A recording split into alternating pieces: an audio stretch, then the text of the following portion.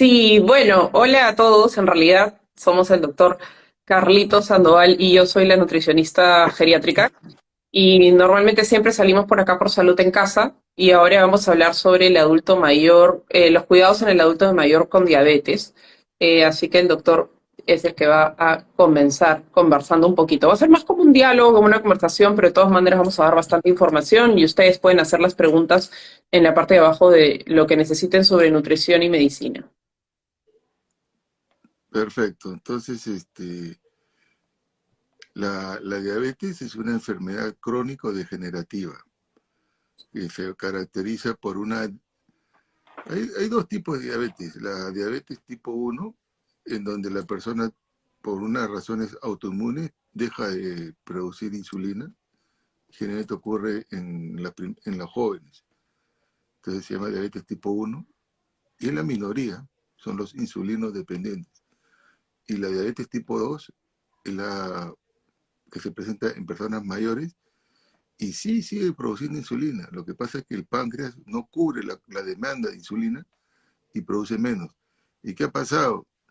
A nivel de los músculos y a nivel de las células del cuerpo ha habido una resistencia a la insulina. Entonces, uno ingiere la glucosa, el cuerpo, el páncreas bota la insulina, pero no llega a ser suficiente.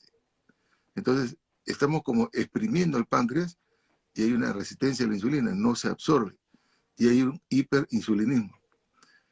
Entonces, ¿qué viene a ser la diabetes? Es la disminución de la producción de insulina y en sangre se manifiesta. Clínicamente se va a manifestar por tres cosas. Empieza una sed terrible porque el paciente empieza a orinar, la orina se vuelve espesa, chupa agua y a la hora de orinar se orina sodio. Entonces el paciente se deshidrata y empieza a orinar, a orinar, a orinar, y el paciente empieza a tomar agua. Entonces viene la poliuria, que es el aumento de la frecuencia urinaria, y la polidipsia, que es la sed exagerada. Aparte de eso, curiosamente el paciente, cuando está debutando la enfermedad de diabetes, tiene mucho apetito, entonces se llama polifagia. Y a pesar de que tiene polifagia, empieza a adelgazar, entonces viene a la consulta. Entonces muchas veces hay pacientes que no se dan cuenta. Cuando ocurren estas tres cosas rápidas, se da cuenta, doctor, estoy urinando demasiado, tengo una sed que me levanto en la noche. Pero a veces no se dan cuenta y el organismo empieza a hacer la resistencia, la resistencia, la resistencia, y la glucosa empieza a subir, a subir, a subir, y muchos debutan con los llamados coma diabéticos, porque se dio demasiado y en ese momento vino una infección o algo y ahí se dieron cuenta. Entonces, ahora, este es un mal de este siglo, ¿no? Por la cantidad de comidas procesadas que tenemos y el exceso de carbohidratos. Estamos comiendo demasiados carbohidratos. El, los criterios clínicos, o sea, cuando ya viene un paciente con duda, los criterios clínicos son de laboratorio. O sea, la clínica ya dije, ¿no? El cuadro clínico es polidipsia, mucha sed, poliuria, orina mucho, y polifagia, mucho apetito, y bajan de peso. Entonces ya clínicamente ya tengo esos datos y ahora le mando los análisis de laboratorio. Entonces los criterios diagnósticos son una glucosa en sangre, en ayunas, más de 126, subraya ahí, 126 ya me da el diagnóstico, en ayunas. O sea, el paciente se acostó pues a las 11 de la noche, no comió nada, durmió toda esa noche, esa mañana a las 6, 7 va al laboratorio y si tiene 126 o más ya es diabético. Entonces, como va a tener dudas, dice, doctor, tengo dudas, quiero confirmar. Se hace un test de tolerancia. ¿Qué consiste? El test de tolerancia, el paciente va al laboratorio y se hace el mismo análisis. Le sale 126, y es el límite, 125, pongamos. Ya, con esto definimos, se le da un vaso de limonada con azúcar, esa que preparamos en la casa. El paciente se la toma y le dicen, vuelven 2 horas exactas. Si en 2 horas exactas el paciente tiene más de 200, en 2 horas, confirmado el diagnóstico de diabetes. Ahora, aparte, existe una prueba de laboratorio más moderna que se llama la hemoglobina glicosilada, que es una prueba que nos da el resumen de la glucosa en los últimos 3 meses, que quiere decir, es un promedio, ¿no? Porque a veces el paciente es tonto, ¿no? Porque se engañan a sí mismos, y el día de la consulta toman 2 pastillas ese día no comen, hacen ayuno o toman más pastillas y creen que engañan al médico, pero el médico no lo engañan, se engañan a sí mismos. ¿Pero qué hacen? Está normal, pero si se le hace la prueba de hemoglobina glicosilada, que es el resumen, el promedio de los últimos 3 meses, y sale más de 7, 8, 9, el paciente está volando. El criterio es 6.5. Entonces, si tiene más de 6.5, podemos ya sospechar de un cuadro de diabetes. Y lógicamente el tratamiento de la diabetes son 3 cosas, ¿no? La dieta, que Jimena nos va a exponer sobre, ella tiene experiencia tanto en adultos mayores como en personas adultas, el ejercicio físico y los remedios pues, que el médico le va recetando. No todos los enfermos son iguales. Hay pacientes que toman una metformina, otros toman 2, 3, otros toman otra más, y otros toman remedios por pastillas, insulina, etcétera, ¿no? Entonces cada paciente es diferente uno del otro. Y después vamos a hablar sobre el ejercicio, porque a veces le damos bola al ejercicio aeróbico, salimos a correr, a nadar, a montar bicicleta, pero no le damos bola al ejercicio anaeróbico, que para el envejecimiento es muy importante, porque podemos aumentar nuestra masa muscular, porque la disminución de la masa muscular se llama sarcopenia, y es un signo de envejecimiento terrible. Sin embargo, una manera, entre comillas, ¿sabes? Porque de prevenir el envejecimiento, mejorar, atacar el envejecimiento, una vacuna contra el envejecimiento es el ejercicio físico, pero de pesas, de resistencia, ejercicio anaeróbico, para desarrollar masa muscular. Creo que con esta introducción podemos ir conversando, porque esa es la idea, conversar con ustedes y con Jimena. A ver. Claro, y como bien habías dicho, Carlitos, uno de los factores de riesgo es justamente el consumo de dietas altas, no solamente en carbohidratos, sino también en grasas saturadas, ¿no? O que tengan carbohidratos que no necesariamente son complejos, carbohidratos que sean altos en fibra, sino también que sean, perdón, son dietas altas en carbohidratos muy simples, ¿no? Azúcares añadidos, ¿no? Pastelería, digamos, o alimentos súper procesados, ¿no? Y muy baja es justamente en estos carbohidratos altos en fibra y de carbohidratos complejos, que son más beneficiosos en el caso de la diabetes, ¿no? Ahora, otro punto importante también es la genética, ¿no? Hay muchos pacientes que por genética tienen una pequeña predisposición a tener esta enfermedad, pero a veces uno dice, ah, yo no lo tengo, entonces me olvido de la diabetes, pero en realidad no es así. Nosotros a través de la nutrigenética y la nutrigenómica podemos variar mucho nuestra genética, y esto es algo que yo siempre les comento a mis pacientes, que nosotros a través de una alimentación, ya sea una alimentación saludable o no saludable, podemos modificar nuestra genética. Yo puedo tener perfectamente el gen de la diabetes dentro de mi predisposición genética, pero si yo con una buena alimentación puedo hacer que este gen no se active, por así decirlo, que este gen no me genere una diabetes y disminuir mi predisposición. Pero si yo tengo una mala alimentación, una alimentación no saludable, y definitivamente abuso mucho de las grasas saturadas, abuso mucho también de las, digamos, de los carbohidratos simples, esto puede ocasionar que definitivamente ese gen de la diabetes que tengo de algún familiar cercano se active, ¿no? Y uno de los síntomas principales que comentaste también era la pérdida de peso. Y definitivamente nosotros tenemos que la pérdida de peso en la diabetes, que es ocasionada a veces por un tema farmacológico o a veces también por el tema hormonal que se altera por completo. Eh, el peso normalmente lo que baja no es, uno puede decir, ah, qué bueno, ¿no? Que un paciente baje de peso en la diabetes, pero no, porque lo que baja es la masa magra, lo que baja es la masa muscular. Y como dijo Carlitos, hay una alta predisposición a la sarcopenia, ¿no? Y lo que aumenta es la masa grasa. ¿No? Entonces es un problema realmente porque ahora ya no solamente tenemos la diabetes, sino también tenemos el problema de la baja masa muscular, ¿no? Ahora, ¿por qué tenemos que tener una vigilancia en el peso corporal? Eso es algo que yo siempre les menciono a las personas mayores y a los familiares de los mismos, porque el peso influye de manera positiva y negativa a la vez en la salud de las personas adultas mayores, ¿no? La diabetes puede presentarse en pacientes obesos como también en pacientes desnutridos. Y eso es algo que también tenemos que tener en cuenta, ¿no? Y la vigilancia del peso corporal es algo muy importante, ¿no? Y también es un signo de alarma. Ahora, ¿qué pasa con los pacientes, por ejemplo, que a veces me dicen, tengo que reducir de peso, soy diabético y tengo que bajar de peso? ¿No? Hay muchos estudios que mencionan que mujeres adultas mayores que tienen una pérdida de peso definitivamente mejora una distribución en las grasas, la grasa infiltrada a través del músculo y mejora también la resistencia a la insulina. Pero ojo, aquí estamos hablando de una pérdida de peso en cuanto a porcentaje de grasa. Y eso es algo muy importante que mencionar. ¿Ya? Entonces, pero ¿qué pasó en esta pérdida de peso? Que también evaluaron que hubo pérdida de masa magra. Por mucho que haya generado una mejora en la resistencia a la insulina y haya mejorado digamos, también el porcentaje de grasa, también hubo una pérdida de masa magra.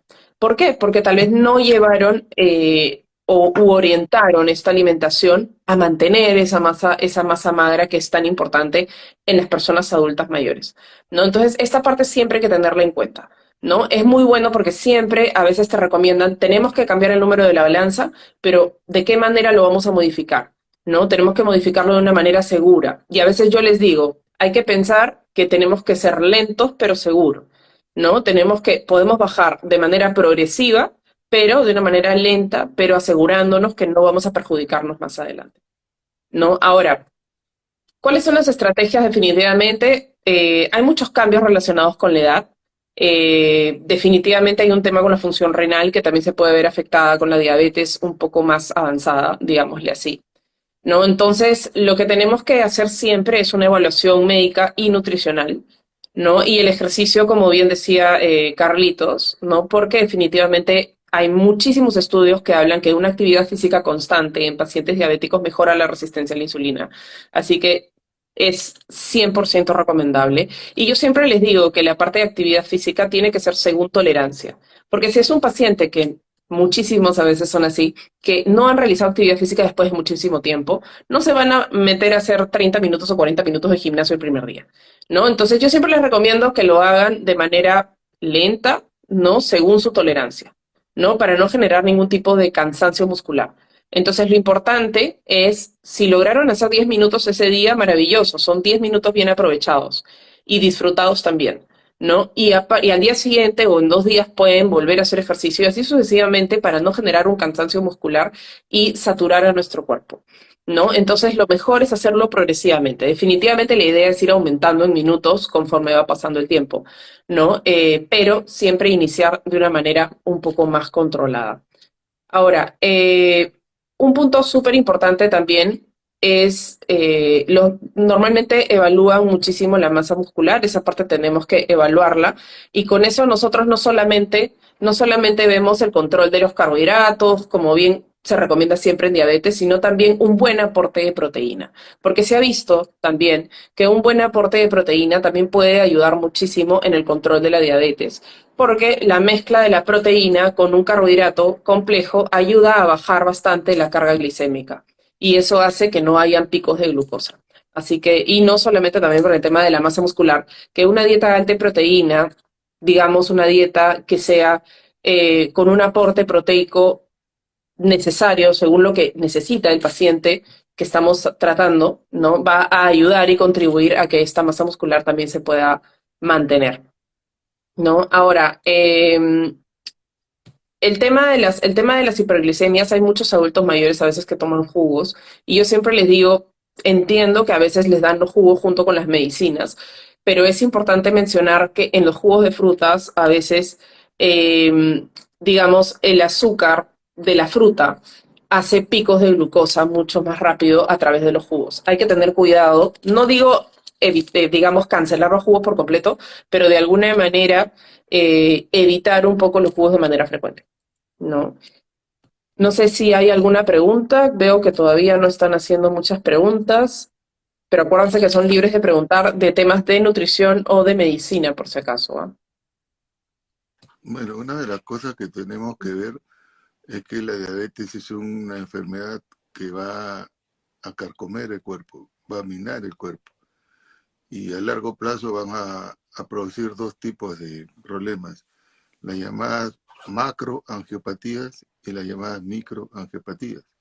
La macro, como su nombre lo dice, grande, va a alterar arterias grandes, como predisposición a infartos, ya sea cardíacos o cerebrovasculares, y los famosos pies diabéticos, o sea, las alteraciones macro de la circulación de los pies, de la piel.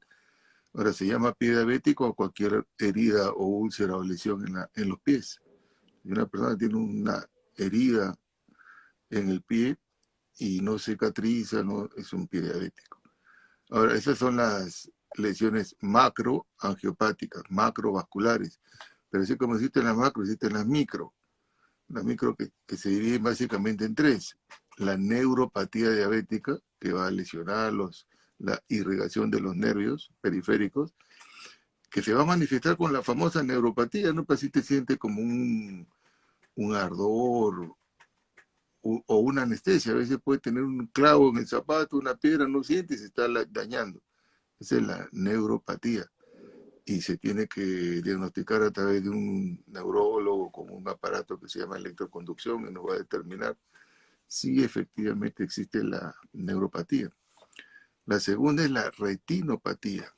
O sea, a nivel microvascular, en el ojo, en la capa última del ojo, mirando, o sea, el ojo es un globo, ¿no? Y la capa interna, que es parte del sistema nervioso, es de la retina. Y lógicamente tiene que ser irrigada. Son unos vasos bien pequeños, por eso se llama microangiopatía, microirrigación. Y también altera la diabetes, la irrigación de la retina, entonces se llama retinopatía diabética. Y eso también lo tiene que determinar el oculista, el oftalmólogo, con unas pruebas y decir, mira, tú tienes retinopatía. Y lo primero que tienes que hacer es controlar tu glucosa a través de dieta, ejercicios y las medicinas. Ahora, si hay riesgo de ceguera, ya el oftalmólogo le da un tratamiento especial con rayos láser, etc. Neuropatía, retinopatía y la otra es la nefropatía, es decir, lesiones a nivel de los riñones. Y la primera causa de insuficiencia renal es la diabetes. Entonces, ¿cuál es la misión para cómo cuidamos nuestros riñones? No hay un remedio para cuidar riñones. No hay una pastilla, como si toma una pastilla. No, no. La mejor forma de cuidar los riñones es controlando la presión arterial, controlando la glucosa y tomando agua. Entonces, ahora, si ya el paciente empieza a tener problemas de que la urea, que es un análisis para medir el riñón, o la creatinina, que es otro análisis para medir la función renal, empieza a subir, a subir, a subir, y determinamos que el riñón ya no empieza a funcionar como debe ser, tiene que ir a volar al nefrólogo para que le haga un tratamiento específico. Entonces, lesiones a largo plazo, la macro, que es corazón, cerebro y pies, y la micro, que es la retina, los riñones y los nervios. De manera que todo diabético, una vez al año, debe pasar por el nefrólogo, el neurólogo y el oftalmólogo, también por el cardiólogo. Ahora, lógicamente, si tiene un médico de cabecera como un geriatra, un internista, un médico de familia con mucha experiencia, le va a mandar sus análisis. Entonces dice, bueno, tu riñón está funcionando bien, todavía no vayas al nefrólogo. Tus ojos, por ahora, estás viendo igual que el año pasado, no vayas al oculista, pero de todas maneras tienen que pasar, ¿no? Pero esas son las lesiones que hay que evitar. Y la forma, no es magia, esto no es magia, la forma de evitar estas complicaciones son controlando la glucosa. ¿Y cómo? Con ejercicio, dieta y la medicación. El paciente dice, no, yo tengo 200, 300 y no me pasa nada. No te pasa nada, te está lesionando tus órganos internos. ¿Cómo? Es como, por ejemplo, tenemos un árbol y viene un leñador con su hacha y le mete un hachazo. Al árbol no lo movió, no le hizo absolutamente nada. Esa es la hipertensión mal controlada. Ese día tuviste la presión alta, no nada. Viene el leñador, le mete 2, 3, 4, 20, 30, 40, 50, 100 hachazos y el árbol empieza a temblar. Así ocurre con la presión arterial. Tú le tomas la presión, está en 18, el paciente no tiene nada, pero si todos los días tiene 18, 18, 18, 18, es como que un leñador le está dando duro a tus órganos internos. Hasta que viene el infarto, viene el infarto cerebral. Lo mismo que la glucosa mal controlada, ¿no? La glucosa mal controlada es como un hachazo que le metes a tus propios órganos. Entonces, no solamente hay que ver, no solo se trata de tener la glucosa alta o baja, sino de cuidar todos los órganos. Y nuevamente, los ejercicios son importantes. El mejor ejercicio para el corazón es caminar, y el mejor ejercicio para los pulmones es caminar, y el mejor ejercicio para la memoria es caminar. O sea, recomienden a sus pacientes caminar. Pero el mejor ejercicio para el envejecimiento, para tener un envejecimiento bien saludable, sin sarcopenia, son los ejercicios de resistencia, los anaeróbicos. Ahora, mucha gente dice, si yo nunca he ido a un gimnasio, ¿qué voy a ir a estas alturas? Bueno, adapta tu casa. En YouTube hay ejercicios de resistencia, por ejemplo, agacharse, hacer sentadillas, hacer cunclillas, está desarrollando tu masa muscular. Los bíceps, los tríceps lo puedes hacer a través de botellas llenas de agua o de arena. Hay estrategias, o si no, el empleo de ligas, ¿no? Hay unas ligas donde hace resistencia y también vas a desarrollar tu masa muscular. En YouTube hay un montón de programas nacionales e internacionales. Tú pones la palabra clave, en este caso de YouTube, ejercicio de resistencia para adultos mayores, y te va a botar un montón de información.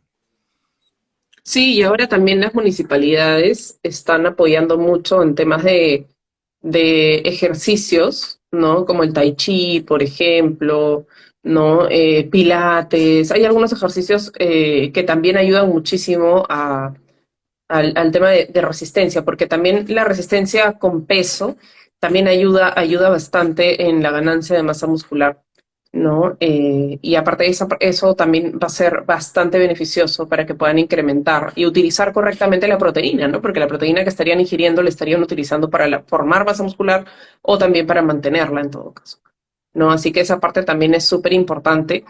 Es importante también hacer estiramientos, ¿no? Como los realizan a veces en el yoga o en el tai chi, estiramientos de los brazos, de las piernas, eso también va a fortalecer bastante, ¿no? Y en realidad hay ejercicios que a veces uno realiza en casa que a veces nadie no los toman en cuenta, pero en realidad son bastante buenos, como lavar pisos, ventanas, hacer pequeñas pesas ligeras, por ejemplo, a veces levantar una botella, ¿no? Esas cosas también ayudan muchísimo, ¿no? Había un canal de YouTube que hacía ejercicios, como decía Carlitos, pero también con cosas de la casa, ¿no? Por ejemplo, 2 botellas de agua, de cada una de 1 litro. No necesitamos más peso. 1 litro equivale a 1 kilo también. Entonces, no necesitamos tanto a veces. A veces uno piensa que tiene que cargar una pesa gigantesca, pero en realidad no, es simplemente generar una resistencia. Acá no vamos a formar fisicoculturistas ni nada por el estilo, ¿no? Queremos potenciar esa masa muscular y la formación de masa muscular a través de la proteína, ¿no? Y mejorando la resistencia a la insulina, mejoramos también la formación de masa muscular. Y para eso necesitamos el ejercicio, porque es muy escaso pensar que solamente se necesita la nutrición y fármacos, ¿no? En realidad no, necesitamos el apoyo también de la actividad física. Y la reducción de peso tiene que ser gradual, ¿no? Tiene que ser algo progresivo, pero gradual. No se puede bajar más de medio kilo, en realidad no se recomienda, ¿no? Llega a ser no sano bajar más de medio kilo a la semana en un paciente diabético adulto mayor.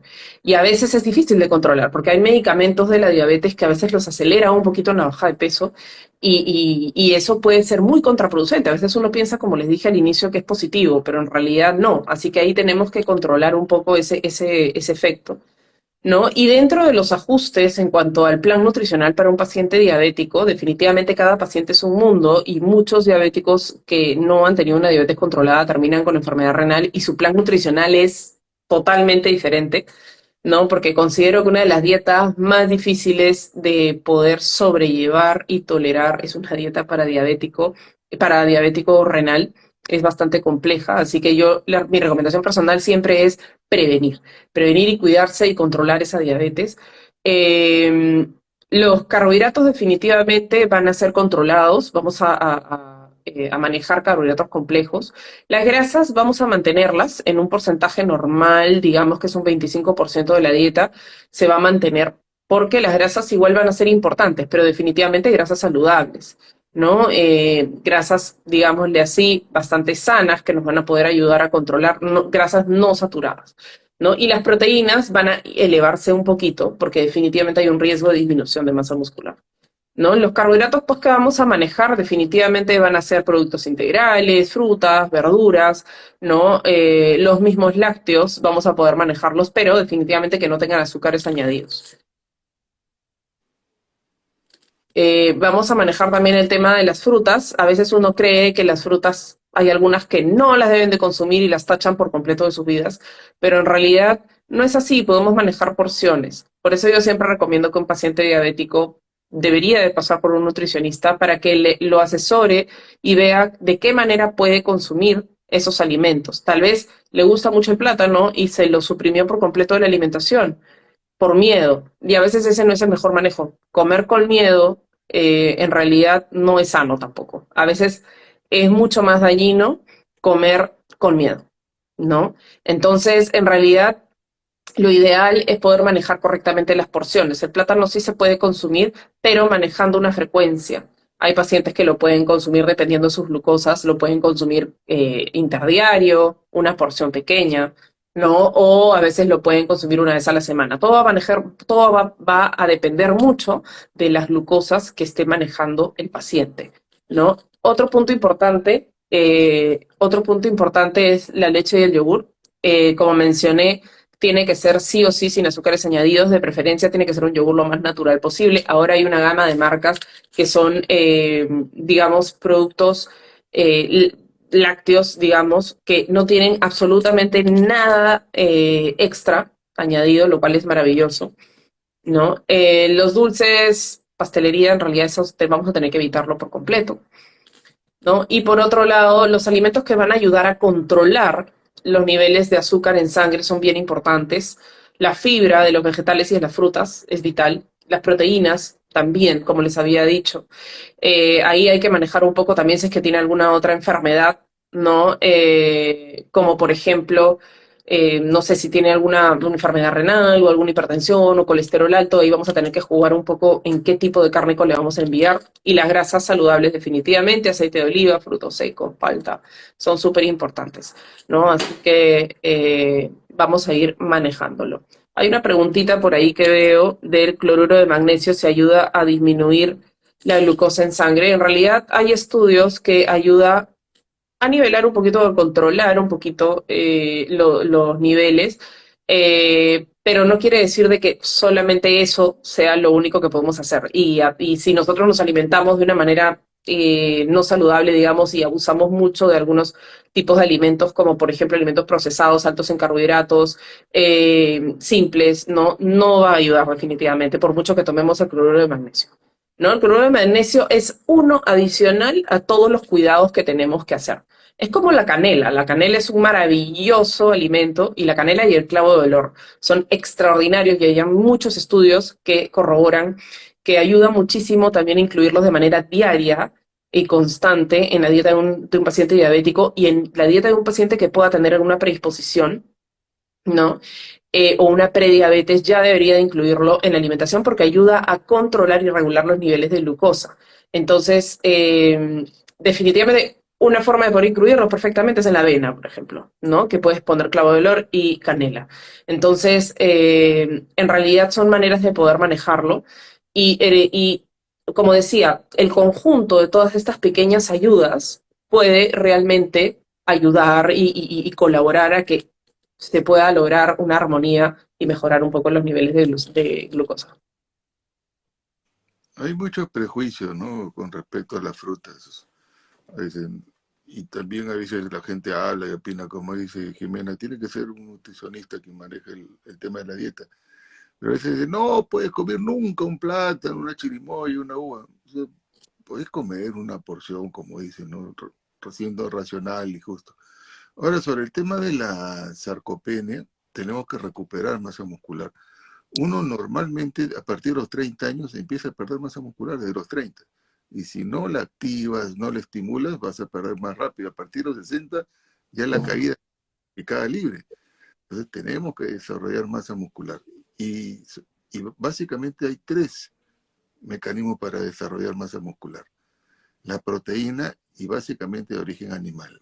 Con todo el cariño que le tengo a mis amigos vegetarianos, si no quieres comer animal, come huevo o leche. Y de todo lo contrario, si no, ya artificial, pero tienes que consumir porque hay aminoácidos que no están en el reino vegetal, definitivamente. Eso por un lado, proteína. Pues el pescado, carne, res. Y también a la res también la han maltratado demasiado. Carne roja prohibida. Así como la fruta, de vez en cuando puedes comer una carne roja, no veo nada de malo. O sea, tampoco vas a comer todos los días churrasco o hamburguesas. Una carne, un lomo fino, no hay ningún problema comerlo cada cierto tiempo. Aparte de la proteína, tiene que hacer ejercicio, que ya lo mencionamos, ejercicio aeróbico. Y el segundo componente para desarrollar masa muscular es la vitamina D. Así como la vitamina D fortalece los huesos, la vitamina D fortalece los músculos. Y ya hoy en día la vitamina D es considerada una hormona, porque tiene todas las características de una hormona, así como la insulina es una hormona, la hormona tiroidea es una hormona, la vitamina D es una hormona. Y tenemos la bendición de estar en un país tropical. Entonces la vitamina D la tenemos gratuita en el sol. Salimos un rato, a media mañana que nos dé el sol. Si eres muy blanco, tienes la piel muy clara y tienes predisposición, puedes protegerte la cara con un sombrero, pero sí exponer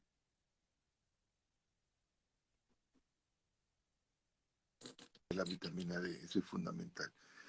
Ahora, no existen pastillas y remedios para mejorar la masa muscular. Un tiempo la gente decía hormona de crecimiento, sí, puede funcionar, no. Imagínate, pues te metes la hormona de crecimiento y empieza a crecer todo, ¿no? Qué bonito sería que nos crezcan pues los pectorales, los bíceps, los tríceps, no. Te va a crecer eso, pero también te va a crecer el corazón, te va a dar una hipertrofia cardíaca, te va a crecer el hígado, te va a dar una hepatomegalia, te va a crecer el vaso, te va a dar una esplenomegalia, te va a crecer todo, y por gusto. Entonces, más es el daño que el bien de aplicarse hormona de crecimiento. Lo mismo las hormonas sexuales, sobre todo las masculinas, ¿no? Porque la masculina es para desarrollo muscular, la testosterona. Entonces, los chicos que van a los gimnasios se ponen sus anabólicos y lo mismo. Te crecen la masa muscular, pero también te crecen los órganos internos. Pero como es una hormona sexual, hay un feedback que trabaja a nivel del cerebro, hipotálamo, hipófisis y la gónada, que cuando tiene mucha gónada en sangre, que es lo que sería artificial por una inyección, el cerebro dice, ya no produzcamos más. Entonces, a la larga hay una atrofia o una hipotrofia de gónadas, de testículos al final. Entonces, vienen problemas sexuales. Entonces, tampoco se recomiendan las hormonas sexuales y los anabólicos, que son sustancias parecidas. Y aparte de eso, como te produce hipertrofia cardíaca, hepatomegalia, esplenomegalia, te puede inclusive producir problemas cardiovasculares que sí están demostrados. Entonces, no. Lo correcto solamente son estas tres cositas. Proteína de origen animal, ejercicio anaeróbico y vitamina D. Eso para desarrollar masa muscular, no confundamos, que tiene que ver con, para evitar o combatir la sarcopenia. Pero volviendo a nuestro tema, que es la diabetes, el tema de hoy, tres cosas. Dieta para diabéticos, baja en calorías, baja en carbohidratos, ejercicio anaeróbico, ejercicio y, lógicamente, la dieta. Sí, y realmente el tema de las proteínas va a ayudar muchísimo también a controlar. Y como decía Carlitos, le han puesto mucho tabú a veces a la carne de res. Y de verdad que considero que la cantidad de pacientes adultos mayores anémicos ha incrementado exponencialmente. Eh, y realmente esa parte es muy perjudicial. ¿Y por qué? Porque la absorción de ciertos nutrientes también se ve afectada por los cambios fisiológicos del envejecimiento. Y uno de esos es la vitamina B12 y las proteínas, ¿no? Entonces, la proteína y la vitamina B12 se absorben a nivel gástrico y se absorben en realidad prácticamente en el mismo sitio, ¿no? Entonces, realmente muchas veces se ve una disminución de la vitamina B12 en el adulto mayor y a veces muchas personas le dicen, ah, es porque ya, pues, ¿no? Porque es adulto mayor y no la absorben. No, también nosotros podemos tener una alimentación, incluir la carne de res, como dijo Carlitos, si el paciente puede una vez a la semana, maravilloso, si no, una vez cada 15 días y perfectamente va a poder por lo menos tener como un mantenimiento. Y claro, no solamente va la carne de res, podemos poner pescado, pollo, definitivamente. Y si es un paciente Cuy, vegetariano, sí, el cuy, exactamente, que aquí en el Perú realmente el cuy es una de nuestras carnes maravillosas. Yo realmente digo es un súper alimento. A veces uno cree que el cuy no se consume mucho porque muchas personas no le tienen un poco de temor o no lo quieren consumir, pero no. Yo tengo muchísimos pacientes que llegan y me dicen, ¿puedo comer cuy? Y hasta el día de hoy creo que no conozco ninguna enfermedad o situación que genere que no lo puedan comer. ¿No? Realmente el cuy es una carne que se digiere rapidísimo, es una carne que tiene una alta cantidad proteica y hay muchos estudios que hablan de su incremento a nivel proteico en el adulto mayor porque la absorción es tan rápida que realmente tiene grandes beneficios a nivel proteico, que nuestro cuerpo la proteína no solamente va a formar masa muscular, sino la proteína, la hemoglobina es una proteína, ¿no? Entonces a veces uno cree que solamente necesita el hierro y se acabó. No, para que el hierro forme esta hemoglobina necesita buena cantidad proteica. Entonces la alimentación tiene que ser bastante pareja y equilibrada. Y para la diabetes va así. No, nosotros no solamente podemos hacer que bajemos los carbohidratos y se acabó, sino esa baja de carbohidratos tenemos que compensarla con algo, porque si no el paciente ahí es donde empieza a bajar de peso de manera no controlada y una baja de peso no controlada y no calculada es muy perjudicial y tenemos que tener bastante cuidado, ¿no? Ahora, hay algunos secretitos para poder controlar los niveles de glucosa. Como les había dicho, la canela es una excelente opción y si la combinamos con el clavo de olor también. Hubo un estudio en Pakistán que hicieron sobre justamente cómo controlar la glucosa en sangre en personas mayores y utilizaron media cucharita de canela al día y realmente ayudó bastante a poder disminuir entre un aproximado 25%. No quiere decir que lo salvó de la diabetes, sino simplemente ayudó a regular un poquito la glucosa.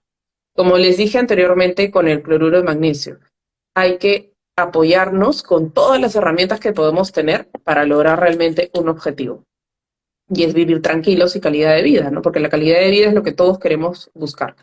El vinagre también es otro tipo de alimento y que realmente ayuda un poco a controlar los niveles de glucosa en sangre. Todavía faltan estudios para esto, pero definitivamente se está viendo que tiene un efecto positivo. Lo que les había dicho de las proteínas también, ¿no? Y una alimentación alta en fibra, definitivamente. ¿Por qué? Porque la fibra, en conjunto con un carbohidrato complejo, digámosle así, va a ayudar a que la glucosa no genere un pico de glucosa, ¿no? Entonces la absorción de la glucosa va a ser más controlada. Así que esos son los tips que les puedo dejar. Yo creo que también ya vamos a estar con la hora. No sé si tienen más preguntas. Sobre la pregunta del cloruro de magnesio y su beneficio en la diabetes, el cloruro de magnesio es un ion importante que todos tenemos y que debemos manejarlo en rangos normales. Si se hace un dosaje y está en rangos normales, no es necesario un suplemento. Ahora, si Ujú. está bajando, el, el aporte es muy bueno contra el estreñimiento. O sea, todo paciente Es muy bueno. estreñido, todo paciente estreñido debe consumir cloruro de magnesio como recomendación. Y una forma también de funcionar el tránsito intestinal y ayuda un poquito la glucosa es tener un buen tránsito intestinal. Entonces, por ahí ayuda. Otro beneficio del cloruro de magnesio en personas que no puedan dormir bien. Entonces les da de noche y pueden dormir bien. Ayuda para dormir. O sea, es un buen suplemento, pero básicamente cuando hay deficiencia está en la indicación, salvo cosas concretas, ¿no? Como el estreñimiento que acabo de mencionarlo. Ujú. Sí, Y ayuda un la montón. suplementación, la vitamina B12 es muy importante, como comentó Jimena. Eh, a veces hay una mala costumbre, ¿no? Viene un paciente anémico y lo primero que quieren es fierro, Sí, o en pastillas o en suplementos, ¿no? Sangrecita de pollo o morcillas, relleno, pero está bien. Un tipo de anemia es por deficiencia de fierro, pero hay un montón. Por enfermedad renal, una persona puede volverse anémico. O sí. también por falta de proteína, como ya se mencionó, y también por falta de B12 o ácido fólico. Y la vitamina B12 se absorbe en carnes, más que en vegetales. En vegetales casi no hay un buen aporte. Y dentro de las carnes, la de pescado. Y si es crudo, mejor. Y nosotros los peruanos somos privilegiados porque comemos ceviche. Y el ceviche es carne cruda, maceradas, pero no es cocida. El ceviche por ningún lado es cocido. está macerado, está marinado, como puedan decirle, pero es crudo, es pescado crudo, riquísimo. A mí me encanta el ceviche, yo soy del Callao, o sea que he comido ceviche de que salí de la cuna. Entonces, el ceviche es una fuente de B12, la leche, los lácteos y la carne. Es fundamental para tener vitamina B12.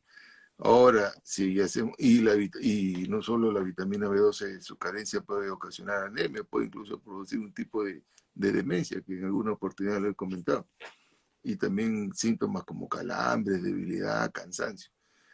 Entonces, Sí, no tenga tanto miedo a la carne. O sea, ahora, yo conozco vegetarianos que inclusive tienen un problema ya a nivel, no una visión filosófica, de cómo los matan a los animales, cómo los crían. Bueno, inclusive conozco chicos tan estrictos que no usan correas de cuero, no se ponen zapatos de cuero, por un tema ya más de principios, eh, de ideas que se respetan, yo las respeto, pero a sí, nivel nutricional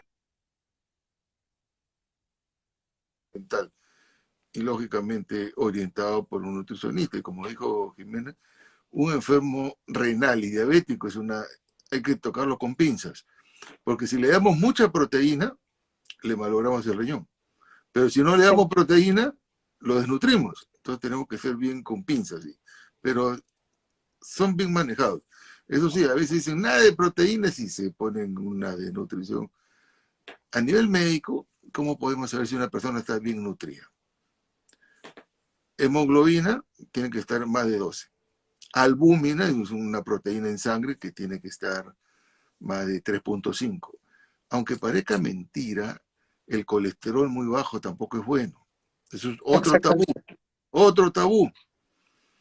Doctor, Sí, tengo 120 de colesterol, felicíteme. Felicíteme, no, le digo, esto no es bueno por ningún lado. En sí, medicina hay rangos, así como la temperatura, si tienes menos de 35 ya te estás congelando y estás entrando a la hipotermia, por encima de 38 estás entrando a la hipertermia o fiebre. Igual, el colesterol tiene que estar entre 160 y 200. Ese es el rango normal.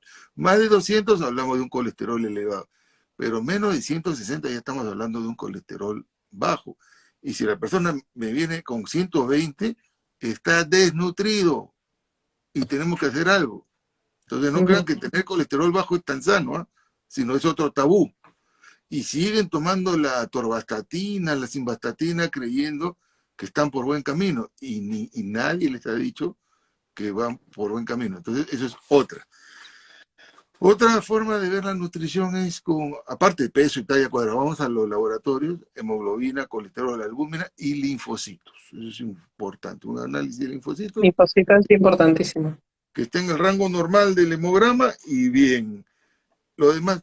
Entonces, ¿a qué viene esto? De que a veces en consulta médica me dicen, doctor, ¿puedo comprarme esta lata, estos suplementos? La respuesta es no, no, salvo que esté desnutrido. ¿Y cómo lo demostramos? Con los análisis. Y es más, la primera es pasar por el nutricionista y que te haga un programa de dieta. Si la dieta no funciona o está demorando, bueno, recién un suplemento extra. Estas leches en polvo, que en caso de niños, yo no atiendo a niños, yo soy geriatra, yo voy a adulto mayor, pero en caso de niños, me parece un crimen. Yo entro a estas tiendas grandes, estos supermercados, Wow, Metro, no sé, estoy haciendo publicidad gratis, y veo montañas de esas latas en las puertas de la farmacia y poniendo, tu hijo va a ser más inteligente si le compras estas latas. Eso es un crimen. Al niño dale fruta natural, dale carne, dale leche, a que salga a la calle, que lea un libro. Vitamina O, la olla, es lo mejor que hay. Y eso va Nada más. para todas las edades. Y esa lata, Dios mío, bueno, por lo menos en adultos mayores, solo si hay una indicación precisa. No es. Sí, Hay personas que hasta dejan de cobrar su sueldo, que ya estamos hablando de un jubilado, que los jubilados ganan poco en el Perú, y comen esa lata. Le digo, pero ¿por qué si tu albúmina está bien, tu hemoglobina está bien? No necesitas. Pero no es un suplemento, suplemento es cuando hay una carencia, cuando hay una deficiencia. Pues si estás normal, no necesitas. Ese es otro aporte que quería comentar y ya saben, cuando el colesterol está muy bajo, preocúpense, porque no es bueno. Claro, Es, y aparte de todos esos puntos importantísimos que ha dicho el doctor en cuanto a temas del análisis, que también se toma en cuenta en la consulta nutricional siempre, y si hay por aquí algún paciente conectado, realmente lo va a poder decir, siempre pido análisis. Porque yo como nutricionista, no solamente, en realidad el peso es una referencia, ¿no? Pero nosotros tenemos que ver análisis bioquímicos y dentro de los análisis yo también incluiría la creatinina porque la creatinina muy baja también me da un indicador de disminución de masa muscular. Entonces, porque también la creatinina alta, claro, sabemos que hay una relación con el tema renal. O si está ligeramente elevada, puede ser por una infección urinaria, por ahí oculta, que no. Pero si está baja, definitivamente aquí hay un tema dietético de problema. El problema es que no está cubriendo la proteína. ¿No? Entonces, ahí también tenemos que entrar a tallar y el conjunto de estos resultados de los análisis que ha mencionado el doctor, todo eso en conjunto me puede dar a mí un resultado. Y aparte, también lo que hacemos en la consulta nutricional y en general los pacientes diabéticos también lo tenemos que ver eso, es el análisis dietético. Yo tengo que evaluar muchísimo cómo se está alimentando el paciente hoy. Y si yo veo en ese análisis que el paciente no está cubriendo algún nutriente en su dieta, se tiene que evaluar. No, se tiene que evaluar porque quiere decir, y si yo veo, por ejemplo, que el paciente en todo el mes no consumió absolutamente nada de carne de res, yo lo primero que le tengo que decir, bueno, hay que sacarnos un análisis de vitamina B12, ¿no? Hay que sacarnos un análisis de homocisteína también para ver cómo va el tema de la absorción de la B12. Entonces, hay muchos análisis que tenemos que ver también posterior a la evaluación dietética. ¿No? Entonces, es importante. ¿Y a qué vamos con esto? De que a veces un paciente diabético tiene miedo a comer, tiene mucho miedo a comer porque siente que todo le va a hacer daño, especialmente un paciente diabético que no ha pasado por ningún tipo de asesoría. Entonces, este tipo de pacientes lo primero que hacen es restringirse absolutamente todo y comen ensalada con pollo. No, porque es la verdad. Y muchos pacientes diabéticos han estado comiendo ensalada cocida porque ya no quieren comerla ni cruda, ensalada cocida con pollo. Y esa es su alimentación base, ¿no? Y se han suprimido todo, pan, avena, se suprimieron absolutamente todo y comen prácticamente huevo y una taza de leche en el desayuno. Y en realidad llega un punto que no está bien, ¿no? Porque podemos pasar por ciertas deficiencias, ¿no? Y estas deficiencias pueden realmente generar una desnutrición. Puede ser un paciente obeso, diabético, pero desnutrido. Entonces hay que tener muchísimo cuidado con todas estas restricciones que al final el temor a alimentarse y el temor a no llevar un tratamiento puede realmente costar bastante en el tema de calidad de vida. Así que por favor siempre pasen consulta médica y también consulta nutricional y por favor, como dijo el doctor, no se autosuplementen porque es lo peor. A veces uno cree que porque ve una fórmula por ahí que dice para diabéticos, dicen, ah, automáticamente me la compro. Pero en realidad no es así. Para poder suplementarse tienen que pasar por evaluación médica, evaluación nutricional y ver realmente si hay una deficiencia, porque si no, toda la platita se está yendo, ¿no? Se está yendo por ahí. Entonces hay que tener muchísimo cuidado realmente con gastar por gusto, realmente porque hasta puede ser de que este suplemento ya sea demasiado para las necesidades que tiene y generar incremento de peso por porcentaje de grasa, un incremento innecesario. Así que hay que tener muchísimo cuidado también por ahí. Yo creo que también ya estamos con la hora, Carlitos, porque creo que hay otra transmisión. Después de esto creo que hay otra transmisión, así que creo que ya no han hecho más preguntas, ¿no, Carlitos? Creo que no. no, muchas gracias a Salud en Casa, soy miembro del equipo y estamos contentos también con los nuevos calendarios que hemos preparado, así que ya Sí, Carlos Sainz ya verá cómo hacérselos llegar y síganos, ¿no? Porque tenemos un equipo de profesionales que trabajan de manera muy seria y muy profesional. Si tienen alguna duda pendiente, lo dejan por escrito y se lo respondemos en cualquier momento. Muchas gracias. Y Jimena, exactamente. un gusto verte. Igualmente, Carlitos, muchísimas gracias como siempre. Es un gustazo poder compartir este temas en común. Así que nada, un gusto para todos. Igualmente, no se olviden de compartir la transmisión en caso que les haya gustado o que conozcan a alguien que lo necesite. Así que espero que tengan una bonita noche. Y nada, Carlitos, ya estamos conversando entonces. Buenas noches. Buenas noches.